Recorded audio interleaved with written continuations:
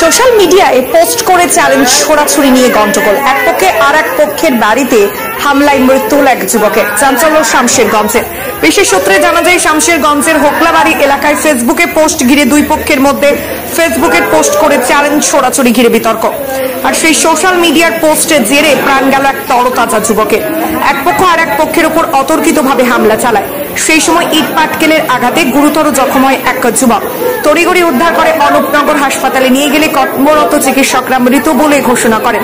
Police জানিয়েছে ওই মৃত যুবকের নাম সুরাজ শেখ, বয়স 21। ইতিমধ্যে ঘটনাস্থলে রয়েছে বিশাল পুলিশ বাহিনী। ঘটনায় থমথমে পুরো এলাকা। পুরো বিষয়টি তদন্তে শামশেরগঞ্জ থানার পুলিশ। সামাজিক যোগাযোগ মাধ্যমে সাইটগুলোতে পোস্টকে ঘিরে গন্ডগোলের সূত্রপাত। যে সামাজিক যোগাযোগের মাধ্যমে সাইটগুলো থেকে আমরা অনেক শিক্ষণীয় পোস্ট দেখতে পাই, কিছু অজানা জিনিস সেগুলো আমরা জানতে পারি, কিন্তু এবার সেটার উল্টো ঘটল। সোশ্যাল মিডিয়ার পোস্টকে ঘিরে অশান্তি, দুই পক্ষের সংঘর্ষে প্রাণ গেল এক যুবকের। কি বলল পরিবারের লোকজন শুনুন আমাদের পর্দায়। এসে ইট নিয়ে ছেলেটা পড়েছিল, ইট নিয়ে এসে ছেলেটা বুকে মেরে দেয় সঙ্গে সঙ্গে যেমনি মেরে দেয় ছেলেটা সঙ্গে সঙ্গে পড়ে যায়। বুঝেছে সঙ্গে সঙ্গে শুয়ে গেছে। আমরা হাসপাতাল নিয়ে আসি তড়িঘড়ি হাসপাতাল নিয়ে এসে বলে যে মারা গেছে।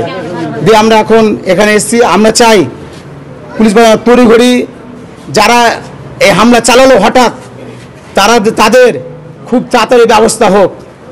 যদি ব্যবস্থা না হয় আমরা এমন কিছু বাধ্য না করে আমরা আইন তুলে নিতে। আমরা চাই না, আমরা আইনের বাইরে নই। একটা ছেলের জান চলে গেল, এর দায়টা কে নিবে? আমরা তো চাই যে সবাই আমরা একসঙ্গে চলবো। ওই জন্য আমরা ঝুট ঝামেলা কোনো কিছু নেই। যে মারা গেছে সুরাজ শেখ। আপনার নাম? আমার নাম হচ্ছে রাহুল শেখ। আমার বাড়ি হোগলাবাড়ি। আমার সন ভাই মারা গেছে, যেটা মারা গেছে আমার সন ভাই।